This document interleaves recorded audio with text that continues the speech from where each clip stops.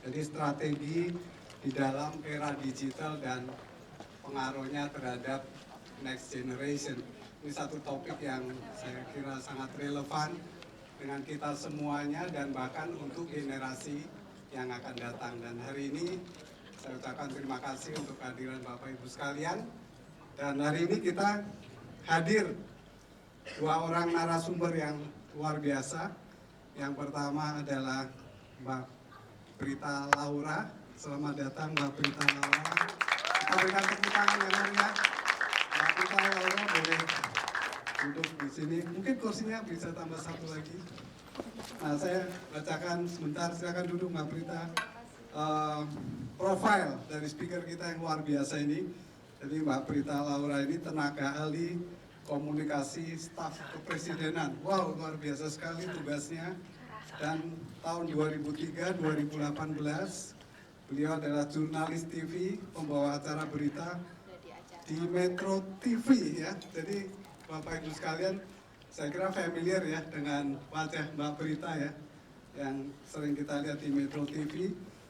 Beliau juga dipercaya menjadi ketua harian Pandu Laut Nusantara, sebuah komunitas yang peduli terhadap kelangsungan terumbu karang. Wah, luar biasa sekali. Sekali lagi kita berikan tepuk tangan yang meriah untuk narasumber kita. Yang kedua, kita memiliki narasumber yang sudah hadir. Yang saya hormati Bung Yeri Pati Nasarani. Silakan maju ke depan. Bung Yeri ini kalau Bapak Ibu yang seusia saya tahu pemain bola tahun 70-an, yaitu Roni Pati Nasarani. Kalau tahu pasti usianya nggak sesaya gitu. Kalau yang mungkin yang generasi muda nggak terlalu tahu ya. Nah, beliau adalah putra daripada pemain sepak bola nasional PSSI, Roni Pati Nasarani, almarhum ya. Dan saat ini beliau adalah pendiri dari movement yang disebut Ayah Hadir, suatu movement yang menginspirasi keluarga untuk memiliki figur seorang ayah yang kuat untuk anak-anaknya sehingga bisa menjadi role model di dalam keluarga, menjadi kepala keluarga yang baik, luar biasa.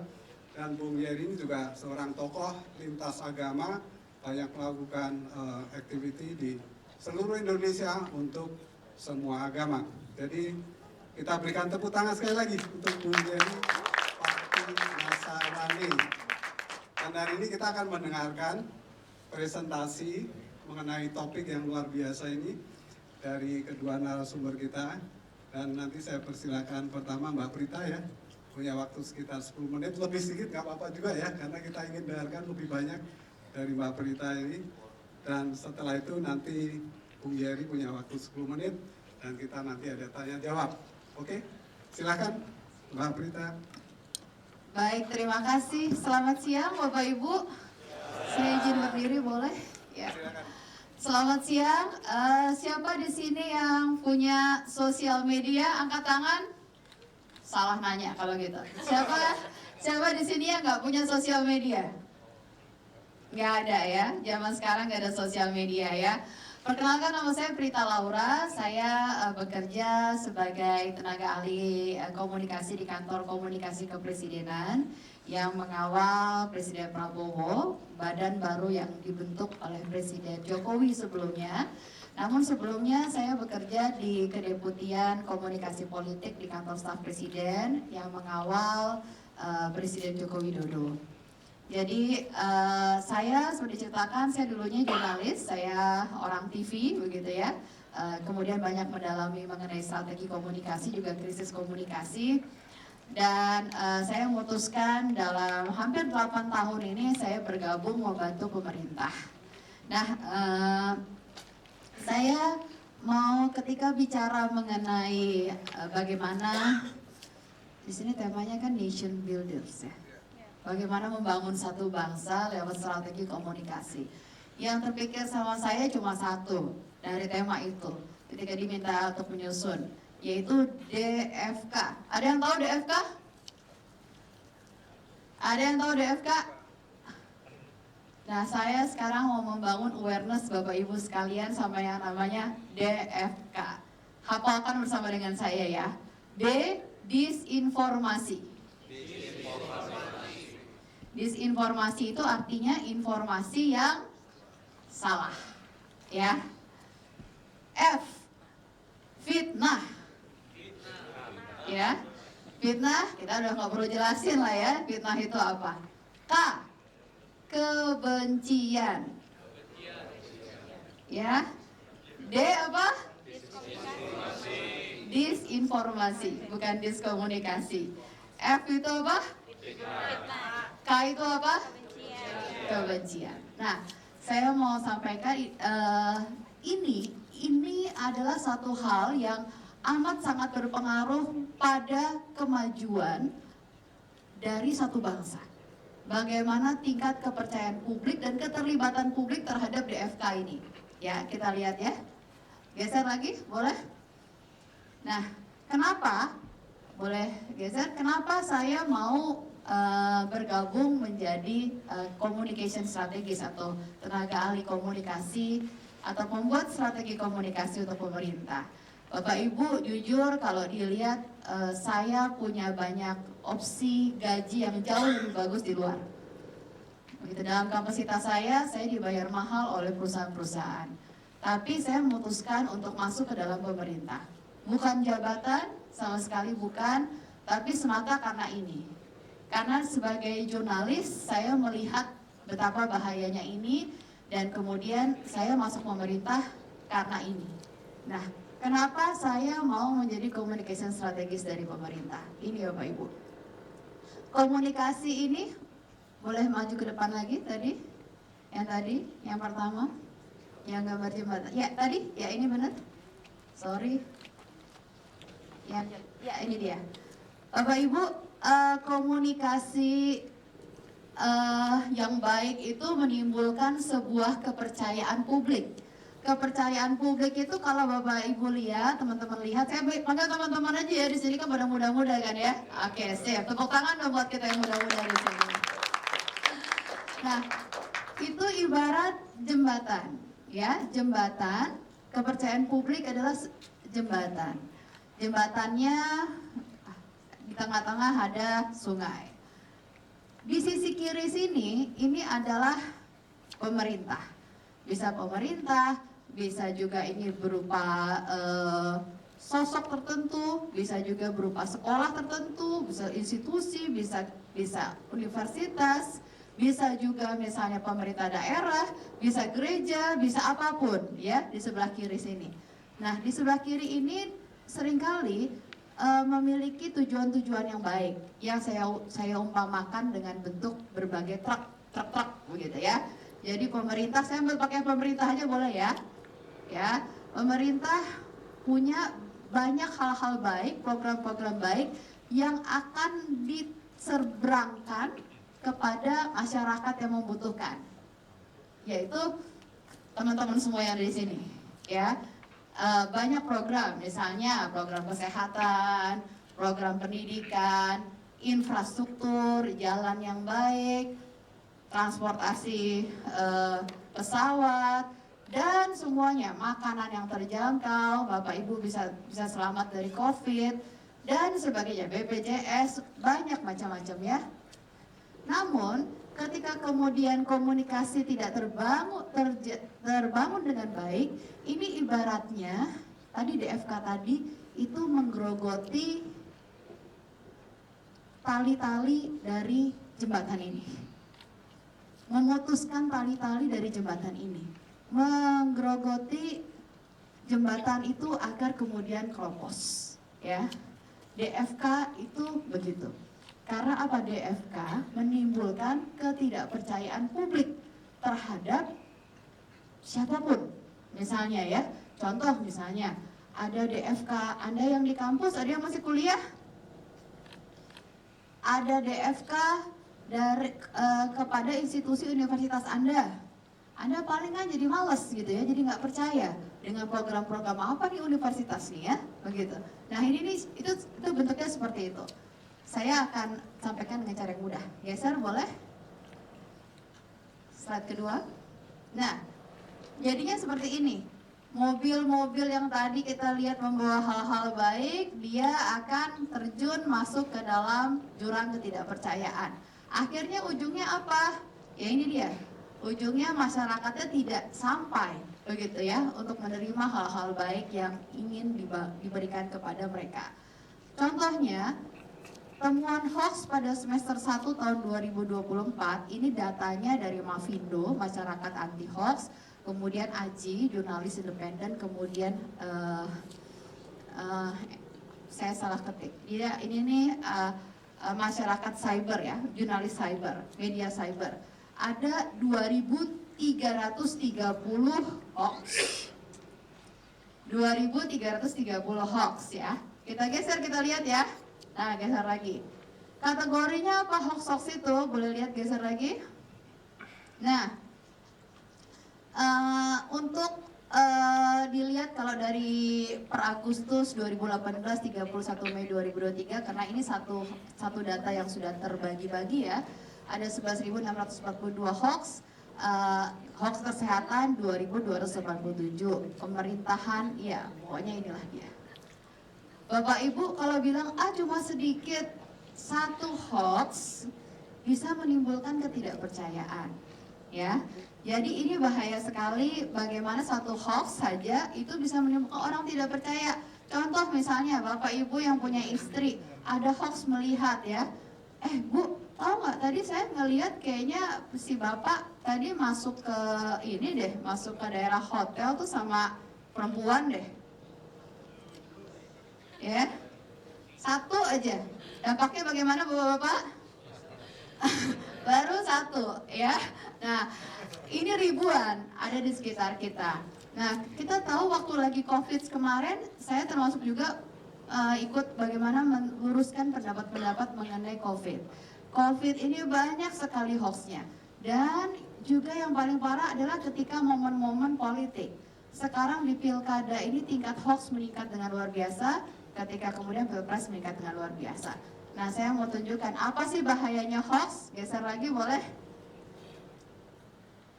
Nah, saya mau tanya dulu. Di sini tadi kan hoax itu adalah informasi yang bohong, fitnah. Nah, kalau ujaran kebencian tuh kayak apa sih sebenarnya? Apakah jangan-jangan, nih saya mau tanya, jangan-jangan kita juga adalah penyebar atau pengamplifikasi? Mengamplifikasi adalah ibaratnya membuat hal-hal kebencian ini menjadi bertambah-tambah ya. Seperti apa sih sebenarnya ujaran kebencian? Ini saya ambil dari PBB, definisinya PBB. Jadi saya nggak pakai definisi pemerintah ya, karena kalau takutnya kalau definisi pemerintah teman-teman bakal mikir lah ini bisa-bisaan pemerintah nih membatasi kebebasan berpendapat. Enggak, saya ngambil definisinya PBB. Kita lihat ya. Ujaran kebencian adalah ujaran yang bersifat diskriminatif, bias. Bias itu apa? Sesuatu yang kemudian tidak sebenarnya, ya kan? Karena orang seringkali tidak sebenarnya karena apa? Dia punya pandangan tersendiri mengenai satu hal. Contoh tadi saya pakai ini ya, pakai perumpamaan. Ada orang yang melaporkan, saya ngelihat suami ibu masuk ke satu hotel, gitu ya. Kalau misalnya orangnya ini ada di parkiran, dia hanya melihat seorang suami itu masuk ke satu hotel bersama perempuan, ya. Tapi kalau orang itu berada di dalam lobi, dia akan melihat apakah si suami dan perempuan itu masuk ke dalam kamar hotel atau ke ruang meeting. Paham ya? Jadi bias itu berasal dari sudut pandang dia melihat. Apakah kemudian salah? Saya mau tanya, apakah salah ibu-ibu yang menyampaikan kepada istrinya, saya lihat suami Anda masuk ke dalam hotel yang dia melihat lagi di parkiran, salah nggak? Ya? Seringkali tidak salah, cuma mau informasikan saja. Cuma saya mau ngajak Bapak Ibu berpikir lebih jauh. Apakah itu informasi yang baik disampaikan atau tidak? Ya. Karena apa? karena itu ada sebuah bias yang besar, yaitu Bapak Ibu hanya melihat dari area parkiran. Kalau ingin memastikan, masuk ke dalam, lihat di lobi, dia ini masuknya ke ruang meeting atau ke kamar hotel. Ya, kadang juga Bapak Ibu, saya ada meeting di dalam kamar hotel. Karena misalnya contohnya, bos kami, kita meeting terbatas, itu para pimpinan-pimpinan, dia punya kamar hotel dengan ruang tamu. Jadi pimpinan-pimpinan eselon 1 kita meeting di dalam kamarnya Pak Kepala. Kita mesti lihat lagi lebih lanjut tahap ketiga, yang masuk di kamar itu siapa saja. Ya, bukan cuma berdua, ada yang lain. Apa yang sedang dikerjakan di sana, itu maksudnya bias. Ya Bapak Ibu ya. Nah, masyarakat seringkali begitu melihat di parkiran berdua masuk hotel langsung dilaporkan. Ini yang terjadi. Maksudnya seringkali bukan jahat, tapi tidak menyadari. Makanya tadi saya sampaikan di awal, sadarilah. Jangan-jangan kita tidak menyadari apa itu DFK, ya. Kemudian fanatik, tidak toleran. Nah, ini yang sebenarnya sering terjadi yang kedua sering terjadi di bangsa kita, yaitu ujaran yang bersifat merendahkan, berprasangka buruk, menghina, merendahkan terhadap individu atau kelompok. Sering dengar hal itu? Sering dengar hal itu? Contoh paling mudah, Anda tahu Mulyono? Menurut Anda Mulyono ini termasuk kategori yang mana?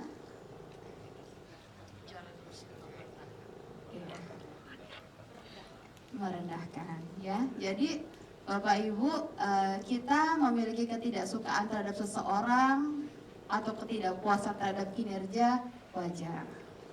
Nah, saya mau mengajak begini, mari kita melihat lebih bijak. Contoh misalnya, oke, orang ini jangan sampai kita masuk ke dalam jenis masyarakat yang seringkali kalau pembuat ujaran kebencian tuh begini polanya Bapak Ibu. Tahu peribahasa nila setitik rusak susu sebelanga? Itulah yang berusaha dibangun oleh para pembuat ujaran kebencian. Saya tahu dari mana, yaitu kerjaan saya sehari-hari Bapak Ibu untuk kemudian menghadapi itu semua. Jadi polanya udah kita pelajari. Jadi berbagai ujaran kebencian yang mengangkat nila setitik rusak susu sebelanga, hati-hati. Ya, hati-hati. Karena itu bisa jadi ujaran kebencian. Nah, kita lihat lagi, geser. Waktu saya udah tinggal sebentar lagi ya. Kita geser lagi sedikit. Nah, saya mau sampaikan, kemarin itu bicara soal hoax dan ujaran kebencian. Waktu di Inggris ini ada kemarin bulan Juli 2024 kejadian kerusuhan besar di Inggris, kerusuhan paling parah dalam 13 tahun terakhir, paling parah terjadi di Inggris. Ini gara-gara apa? Gara-gara ada penusukan di sanggar tari anak-anak. Dan yang melakukan penusukan itu adalah anak berusia remaja. Nah, berdasarkan hukum di Inggris tidak disampaikan siapa pelaku penusukan karena dia berusia remaja. Kenapa dilakukan seperti itu? Supaya anak itu masih punya masa depan. Ya. Jadi memang itu perlindungan anak-anak di Inggris seperti itu. Namun dibangun satu hoax ya, yaitu bahwa pelakunya adalah seorang migran. Itu diamplifikasi oleh berawal dari sebuah dari Twitter, dari akun seseorang anonim. Bayangkan, berapa banyak di sini yang kita suka percaya dengan akun-akun anonim? Ada yang bilang enggak kok mbak, saya bukan akun anonim, ada namanya. Bapak Ibu percayalah, kita harus cari tahu. Ada namanya bukan berarti orangnya ada. Di sosial media kita seperti itu. Ada namanya, wajahnya gadis cantik, wajahnya laki-laki atau gimana, belum tentu orangnya ada. Ya, kita harus cari tahu dulu, kalau perlu kita background checking siapa orang ini. Nah, ini adalah akun yang anonim, ditampilkan di Twitter, kemudian diamplifikasi oleh para pengikutnya, di likes ya, kemudian akhirnya masuk ke X ya kemarin ya, Twitter udah jadi X ya, udah masuk ke TikTok, masuk ke Instagram, dan Bapak Ibu ada yang menyebarkannya ya, tapi ada juga yang cuman nge-like. Cuman karena nge-like itu membuat akun itu jadi FYP, jadi hadir di mana-mana, di FYP yang lain-lain, akhirnya menyebar dan hoax itu tersebar luas. Dan akhirnya kerusuhan yang paling parah terjadi di Inggris selama 13 tahun karena kebencian dan hoax. Ya, baik, kita geser satu lagi. Hal yang sama di sini ada teman-teman dari Papua, ya. Oke, terima kasih. Hal yang sama, sebentar ada geser lagi nggak? Ada yang di Papua. Depannya lagi. Belakang kalau gitu. Tadi setelah yang Inggris ada Papua. Bisa? Nggak ada? Saya mau tunjukin betapa parahnya di Indonesia juga terjadi. Setelah ini ada? Nggak ada. Setelah Inggris, ya. Oh, nggak ada ya. Oke, baik, mungkin kehapus. Baik, di Papua loh Bapak Ibu, kita masih ingat kerusuhannya di Wamena? Ya, ada 12 orang meninggal, ada rumah-rumah yang terbakar, berawal dari hoax penculikan anak. Baru-baru ini terjadi. Jadi Bapak Ibu itulah dia, dan bukan hanya itu saja. Contohnya misalnya ketika kepercayaan itu tidak terbangun, hoax ini merajai, maka kemudian orang akan menolak program-program yang ada. Contoh misalnya teman-teman di Papua, Presiden Jokowi ini kita tahu banyak program bagus untuk Papua ya. Nama programnya Pembangunan Kesejahteraan Papua. Waktu awal Bapak Ibu, ketika kami petakan, itu kalau nggak kita menggarap strategi komunikasinya, itu akan rusuh di Papua. Karena apa? Tingkat kepercayaan masyarakat Papua tidak ada kepada pemerintah Indonesia. Tapi masyarakat Papua percaya pada Pak Jokowi. Ini menarik. Kemudian kita membuat satu strategi komunikasi. Bayangkan Bapak Ibu, di Papua Papua ini kan ingin menyamaratakan kesempatan untuk punya internet, ya, supaya masyarakat dalam pedalaman juga di Papua bisa memiliki internet. Dibangunlah BTS. Apa yang terjadi Bapak Ibu? BTS tersebut kemudian dirubuhkan dan pekerjanya kemudian dilukai. Jadi ini karena ketidakpercayaan ini. Nah, makanya kemudian ada strategi-strategi komunikasi yang dibangun agar kepercayaan itu terbangun, sehingga kemudian program-program baik dari pemerintah, terutama waktu itu di zaman Presiden Jokowi, karena Presiden Prabowo ini kan baru mulai ya, itu bisa masuk dan kemudian dirasakan manfaatnya oleh masyarakat. Oke? Nah, sekarang saya mau, ini penutupnya saya, karena udah mau habis, saya mau tutup gini aja. Apa sih sebenarnya membedakan DFK? Gitu. Ada banyak teorinya, ada panjang-panjang, tapi saya cuma mau ngajak 3 aja, karena 3 itu yang paling gampang untuk diingat. 3 itu apa sih? 3 itu ini, pertama, hati-hatilah sama konten yang bisa membuat kita punya emosi negatif. Hati-hati. Karena memang itu caranya. Teori komunikasinya, emosi itu akan membuat orang melakukan sesuatu. Kita memutuskan melakukan sesuatu karena emosi. Nah, emosi yang paling menggerakkan bukan emosi bahagia ternyata secara penelitian Bapak Ibu, tapi emosi kegelisahan, kemarahan. Jadi itu yang dipermainkan oleh para pembuat DFK, yaitu membangunkan sebuah emosi. Jadi itu ya Bapak Ibu, pertama, kalau melihat konten-konten yang membuat Anda punya emosi negatif, rasanya marah, rasanya hati-hati. Hati-hati, ya, hati-hati. Kelola itu. Kemudian kedua, be careful dengan namanya framing. Framing itu apa sih Bapak Ibu? Misalnya gini ya, kita foto bertiga, Pak moderator, saya, sama Yeri, gitu ya. Kita foto bertiga di sini, set. Nah, kemudian Saya ada orang ini karena misalnya mau membuat DFK, di framing lah, dipotong foto saya cuman sama Yeri di dalam bioskop, dikirim ke istrinya Yeri. Yeri lagi di sini ya, gue melihat lagi nonton nih sama Prita. Ya, itu namanya framing. Pidato atau kata-kata orang yang panjang dipotong hanya sepotong, dan kemudian ditambahkan kata-kata ini itu untuk menunjukkan framing yang tadi saya sampaikan. Saya melihat Yeri ya, Yeri lagi di bioskop ya sama Prita ya, gitu. Ya, oke. Nah, ini namanya framing. Hati-hati sama framing. Jadi kalau Anda melihat di TikTok ada pidato atau apapun kata-kata yang pendek-pendek, cari versi lengkapnya. Karena bisa jadi bukan itu konteksnya. Bisa jadi bukan itu yang diomongin, ya. Dan ini masif sekali ditemukan di TikTok dan juga Instagram dan YouTube. Hati-hati, framing, ya. Jadi punyalah pemikiran, masa sih, gitu ya, pikiran itu. Kemudian be critical, cek source. Jangan cuma nama, cek source. Dia itu siapa?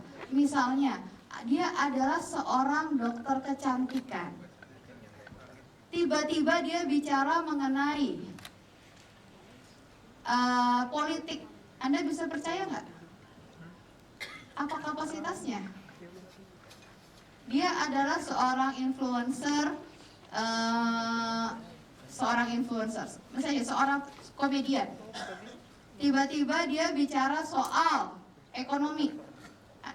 Menurut Anda bagaimana? Itu dicek. Karena hal itu banyak terjadi di Indonesia.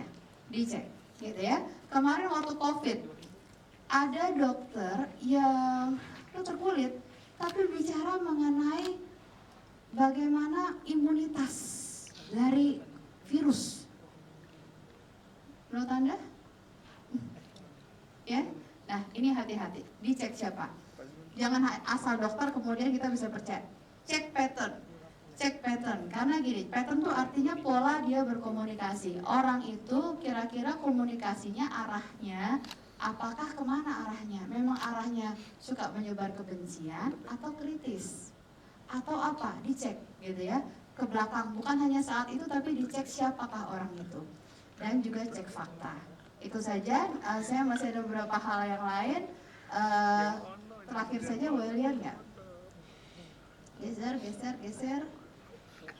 Oke, saya nggak usah. Ini adalah barang-barang bagus yang tadi mau dibawa oleh pemerintahan yang sekarang, tapi saya skip aja. Terakhir aja boleh. Yang akhir lagi. Ini sebelumnya kita ini 90,21% tingkat penetrasi internet kita. Kita sangat besar. Kita bukan masyarakat pembaca buku, tapi kita masyarakat pembaca sosial media. Jadi si para pembuat DFK itu memang menggunakan sosial media sebagai alat perangnya. Jadi hati-hati. Kalau kita lihat alasan menggunakan internet untuk mengakses sosial media itu 98,02% Bapak Ibu penggunaan internetnya, ya, 98,02%. Kemudian untuk bekerja atau sekolah dari rumah semuanya tinggi, tapi yang paling tinggi adalah untuk sosial media. Geser lagi terakhir ini quotes, boleh? Nah, pemerintah itu tidak anti sama kritik. Kritik itu dengan DFK itu berbeda, ya teman-teman. DFK, hate speech and freedom of speech are two different things. There are fine lines between free speech and hate speech. Free speech akan memicu sebuah perdebatan, pertukaran pikiran, diskusi. Tapi kalau hate speech incites violence, akan menimbulkan sebuah kebencian, ya. Jadi tadi tipsnya saya, cara membedakannya adalah apa? Cara membedakannya adalah dilihat efeknya nih. Kalau efeknya berasa emosi negatif, hati-hati, jangan-jangan ini bukan kritikan, ini adalah hate speech ya. Kalau kritikan ini adalah satu hal yang baik buat demokrasi kita, tapi DFK berbahaya. Tadi yang saya jelaskan. Penutup, saya mau sampaikan ini saja. Nah ini dia. Martin Luther King menyampaikan, saya paling suka quotes-nya mengenai DFK adalah darkness cannot drive out darkness, only light can do that. Hate cannot drive out hate, only love can do that. Jadi ketika kemudian kita hate, percayalah sebuah kebencian tidak akan menggerakkan sesuatu yang baik. Tapi sebuah rasa cinta kita kepada bangsa, kepada sesama, kepada siapapun, itu akan menggerakkan sesuatu yang baik. Terima kasih Bapak Ibu. Luar biasa, bukan tangan yang meriah sekali lagi. Ada Mbak Prita, thank you untuk sharingnya. Nanti kita akan ada question and answer. Kalau ada pertanyaan di keep dulu Bapak Ibu sekalian. Kita masuk berita 2, Bung Geri, silakan. Anda punya waktu 10 menit, silakan. Kayaknya mohon bisa dibantu panitia kursinya, kayaknya agak goyang-goyang, diganti dengan yang satu. Baik, saya berdiri aja kalau apa. Baik, assalamualaikum warahmatullahi wabarakatuh. Salam sejahtera, Om Swastiastu, Namo Buddhaya, dan sejahtera buat kita semua. Perkenalkan, saya Yeri Pati Nasarani. Senang sekali diberikan kesempatan buat bisa berbagi pada hari ini. Saya seorang aktivis sosial yang mengambil satu tanggung jawab kurang lebih 15 tahun terakhir ini untuk mengurusi generasi muda yang banyak teridentifikasi punya masalah dengan problematika narkotika, psikotropika, dan zat adiktif lainnya. Saya menangani orang-orang yang hari ini berjuang dengan HIV/AIDS. Saya juga menangani para korban human trafficking, sex trafficking. Ya, percaya nggak percaya, bangsa ini masih punya musuh bersama. Saya sebut dengan sindikat terorganisir.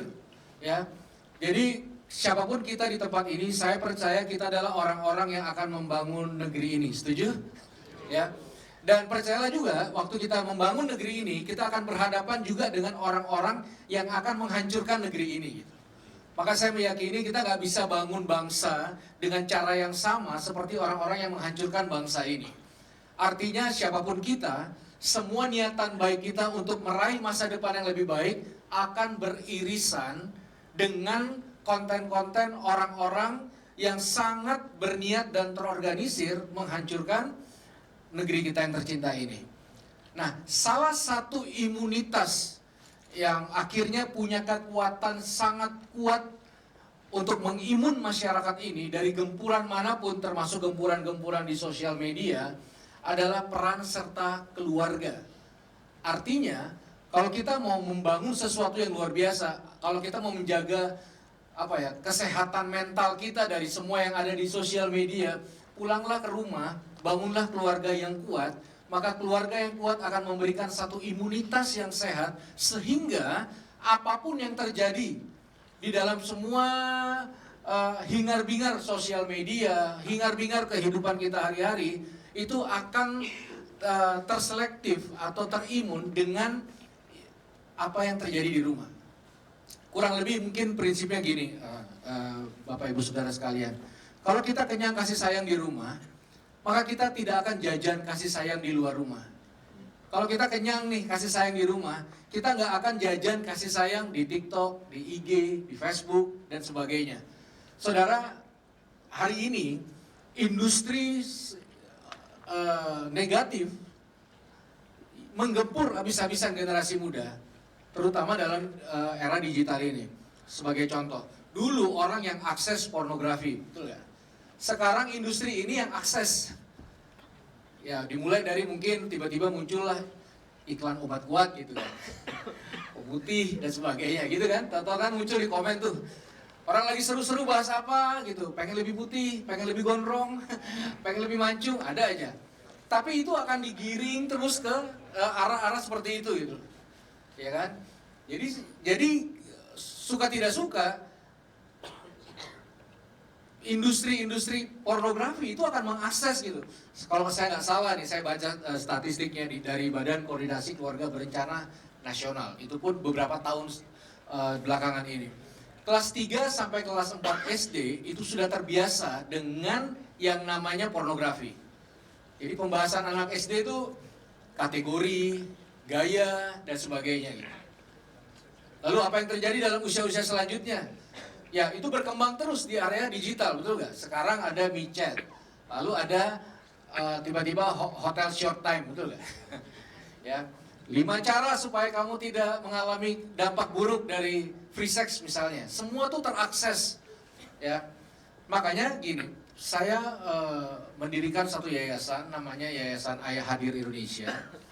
Ya, karena menurut saya, kenapa acara ini terus ada? Karena banyak orang tua tidak berfungsi sebagaimana seharusnya. Kalau mau dibilang ini tanggung jawab siapa? Ini bukan tanggung jawab pemerintah, Kominfo, bukan tanggung jawab tempat agama, pemuka agama. Inilah tanggung jawab orang tua yang harusnya diambil. Ya, kalau saya tidak salah, Kominfo tuh buat program Positive Trust tuh untuk blokir tuh, bokep-bokep diblokir semua. Tapi ratusan video foto diupload tiap hari. Makanya yang paling bisa mengimuni itu adalah orang tua. Makanya banyak orang tua tuh suka marah-marah sama pemerintah, padahal itu tugas mereka. Nah, saya mau beritahu ya, beberapa contoh nih misalnya. Ini sepanjang sepengetahuan saya.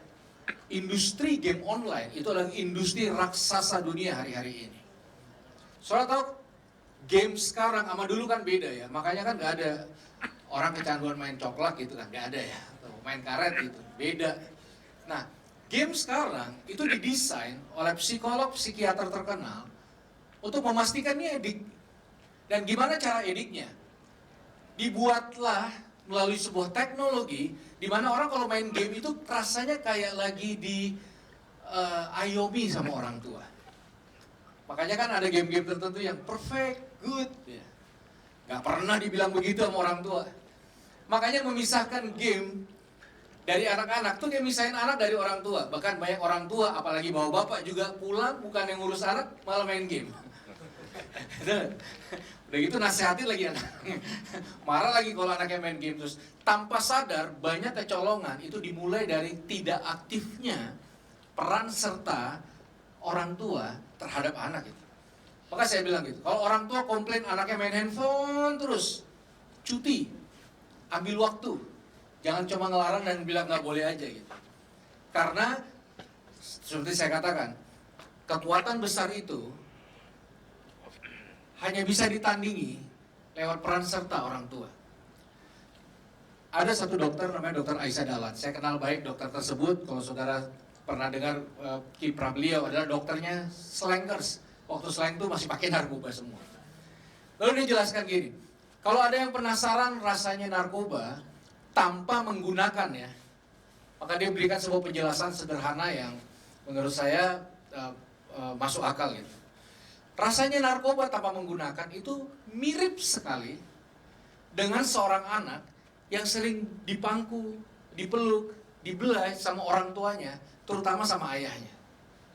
Jadi kalau anak-anak itu diayomi, diasuh dengan baik, maka mereka akan menghasilkan sesuatu, yaitu dopamin dan endorfin, yang menyebabkan anak itu happy kayak orang pakai narkoba. Saya nggak punya waktu jelaskan pada kesempatan ini. Saya ex pemakai narkoba 9 tahun, jadi saya tahu persis rasanya. Saya pernah terlibat dalam peredaran gelap, saya pernah overdosis, dan saya pernah lewati fase itu. Dan melewati fase orang yang sudah istilahnya hidup dengan narkoba, hidup dengan seks bebas, hidup dengan semua, itu sulit. Makanya salah satu kekuatan yang bisa mencegah maupun menanggulangi semua hal yang terjadi, masalah terorisme, masalah korupsi, masalah narkoba adalah peran serta keluarga atau orang tua, terutama ayah, yang bisa mengimun gitu. Makanya menurut saya, apapun yang terjadi di sosial media itu akan semakin bergejolak. Apa yang terjadi di dunia nyata itu akan semakin bergejolak. Tapi kalau kita pulang dan bangun keluarga yang kuat, bergejolaklah. Maka tidak akan pernah mengganggu stabilitas anak-anak kita, diri kita, dan keluarga kita. Mungkin saya mau tutup dengan ini, saudara. Tadi dijelaskan saya anak pemain bola yang tidak suka bola. Gitu. Jadi jangan berharap hari ini prinsip buah harus jatuh dekat pohonnya itu berlaku gitu. Buah tidak harus jatuh dekat dengan pohonnya gitu, karena menurut saya anak-anak tuh bukan buah. Anak-anak tuh punya kaki, punya perasaan, punya mimpi sendiri juga. Tahun 90, papa saya itu pelatih termahal di Indonesia. Dulu kapten timnas Indonesia. Jadi di puncak kejayaan dia punya 2 anak laki-laki, 1 perempuan. Saya tengah, saya punya kakak. Di sini ada Kocin kenal baik sama keluarga saya. Waktu papa saya dipanggil Tuhan, Kocin juga ada dan memberikan kekuatan. Nah, saudara, satu momen, di momen terbaik papa saya sebagai legend bola Indonesia, 2 anak laki-lakinya pakai narkoba. Jadi berbanding terbalik. Jadi di luar rumah dapat penghargaan, pulang nemu anaknya hancur lebur. Ya, kondisinya kurang lebih kayak gini. Mama saya mau masak itu udah nggak bisa, karena dulu tabung gas aja dijual beli narkoba. Gitu. Rice cooker ada nasi-nasinya dijual sama kakak saya buat beli narkoba. 9 tahun fase berat, sampai satu momen ayah saya memutuskan untuk meninggalkan sepak bola sementara waktu. Dia bilang gini, kalau mau jadi orang hebat, jadilah orang hebat di rumah dulu. Papa saya nggak mau hidup dalam 2 identitas. Jangan sampai di luar rumah hebat, sampai rumah keluarga bilang, wah, beda di luar, beda di rumah. Gitu. Salah satu ketakutan saya adalah saya takut pulang dari sini, orang senang dengan pemaparan saya, lalu sampai rumah anak saya bilang, ma, ada om tuh pulang gitu. Itu artinya berhasil di sini, gagal di rumah. Itu artinya gagal. Ya. Dan akhirnya dia tinggalin semuanya. Terus dia bilang gini, seperti dia bilang, pekerjaan selalu ada, anak-anakku tidak selalu ada. Jadi dia mengambil peran yang tepat untuk mengimun anak-anaknya, baik itu di era digital maupun di era langsung. Dan apa yang papa saya lakukan menimbulkan satu kekuatan dari dalam saya, bukan dari luar. Akhirnya 20 tahun lalu kakak saya berhenti, saya juga berhenti, dan dalam anugerah Tuhan ini tahun ke-24 kami itu menjaga. Dan dulu pernah overdosis, dibuang orang di comberan, hari ini diberikan kesempatan ngomong di depan Bapak Ibu Saudara yang luar biasa. Artinya kalau kita membangun bangsa, mungkin kita bisa pulang ke rumah kita masing-masing setelah acara ini, dan cintailah orang-orang yang ada di rumah kita lebih dari sebelumnya, demi masa depan bangsa yang lebih baik. Oke. Wow, luar biasa sekali. Berikan tepuk tangan sekali lagi untuk Bung Jerry.